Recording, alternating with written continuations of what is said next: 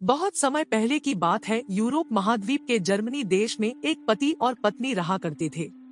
दोनों का एक दूसरे के सिवा और कोई नहीं था। विवाह के कई वर्षों उपरांत भी उनकी कोई संतान नहीं हुई। समय इसी प्रकार से गुजर रहा था कि अचानक एक दिन स्त्री को अपनी कोख में संतान की अनुभूति हुई और गर्भावस्था के दौरान उसको कुछ इस प्रकार महसूस हुआ कि उसको रेपंजेल नामक शाक खानी चाहिए। आसपास वह शाक कहीं भी उपलब्ध नहीं थी। पति पत्नी एक जादूगरनी के बगीचे के समीप ही रहते थे। पत्नी के मन की बात जब पति ने सुनी तो पति ने उससे वादा किया कि वह उसके लिए रेपंजेल नाम की वह शाक साथ लेकर आएगा। बगीचे में चोरी से घुसकर उसने वह शाक अपनी पत्नी के लिए तोड़ी और यह क्रम कई दिनों तक चलता रहा।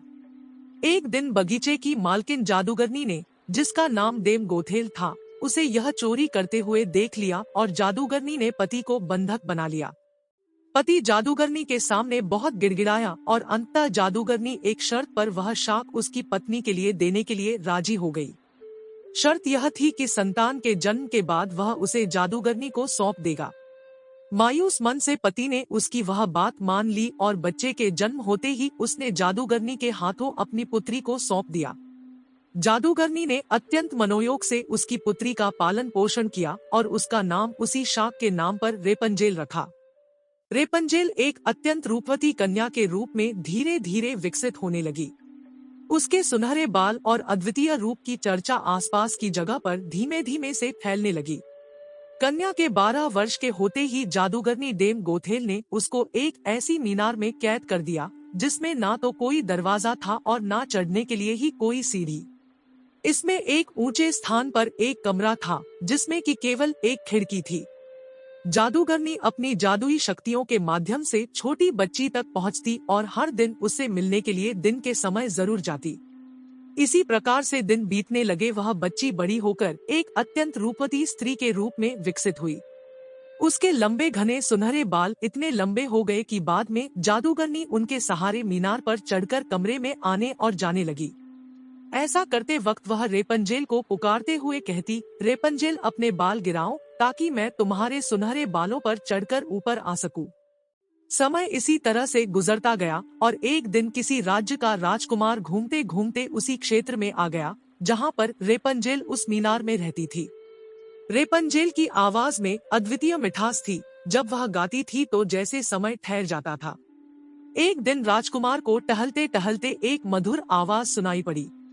वह आवाज कहां से आ रही है यह जानने के लिए जब राजकुमार मीनार के पास गया तो उसे दिखाई पड़ा कि एक ऊंची मीनार के ऊपर कमरे में एक सुंदर रूपवती स्त्री रहती है।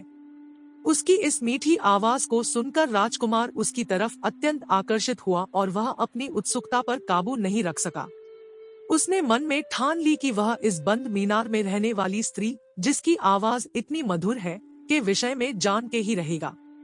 एक दिन जब दिन के समय जादूगरनी रेपंजेल से मिलने के लिए आई तो उसने जादूगरनी को वह शब्द कहते और बालों के जरिए ऊपर चढ़ते हुए देख लिया।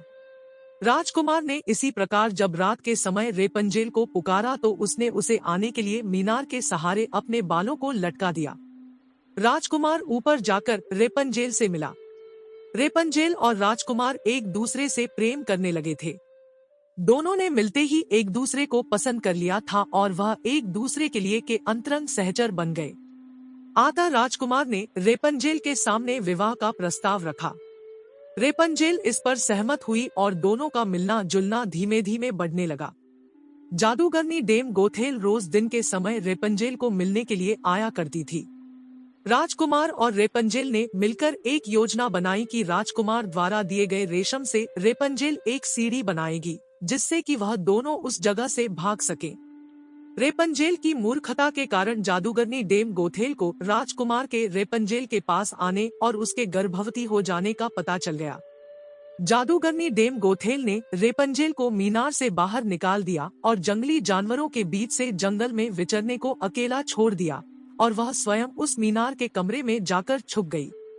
राजकुमार के चढ़ने के लिए उसने रेपंजेल के बालों को काटकर उन्हें मीनार से बाहर लटका दिया ताकि राजकुमार ऊपर चढ़ सके और उसे कोई शंका ना हो।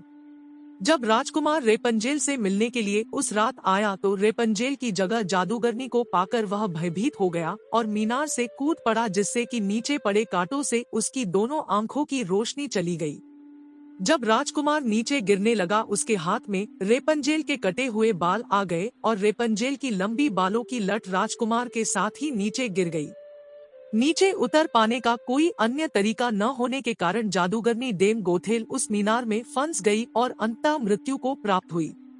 अपनी आंखों और अपनी प्रेमिका को खो देने के बाद राजकुमार निराश होकर अंधा होकर जगह भटकने लगा। कई महीनों तक इस प्रकार भटकने के पश्चात वह उस क्षेत्र में जा पहुंचा जहां पर रेपंजेल बस चुकी थी। उधर रेपंजेल ने जुड़वा बच्चों को जन्म दिया, जिनमें एक बेटी और एक बेटा हुआ। इसी तरह कुछ समय तक एक दूसरे के विछोह में रहने के बाद अंततः दोनों उसी राज्य में एक स्थान पर मिले और उनके मिलन से चमत्कार स्वरूप राजकुमार की दृष्टि वापस आ गई और रेपंजेल के लंबे सुनहरे बाल उसको वापस मिल गए और दोनों हंसी खुशी अपना जीवन साथ में बिताने लगे। शिक्षा: इस कहानी से हमें यह शिक्षा मिलती है कि बुरे का अंत बुरा ही होता है और विश्वास के सहारे एक दिन दुनिया में सब कुछ पाया जा सकता है। जिस तरह जादूगरनी गलत नियत से रेपंजेल को इतने साल कैद में रखती है, एक दिन उसे इसका दंड मिला और वह मारी गई। रेपंजेल ने बचपन से उम्मीद लगाई हुई थी कि उसे एक दिन कोई बचने आएगा, उसकी खुशहाली भरी जिंदगी होगी। एक दिन उसके इस विश्वास को भगवान ने पूरा कर दिया। तो दोस्तों, कैसी लगी कहानी कमेंट में जरूर बताना।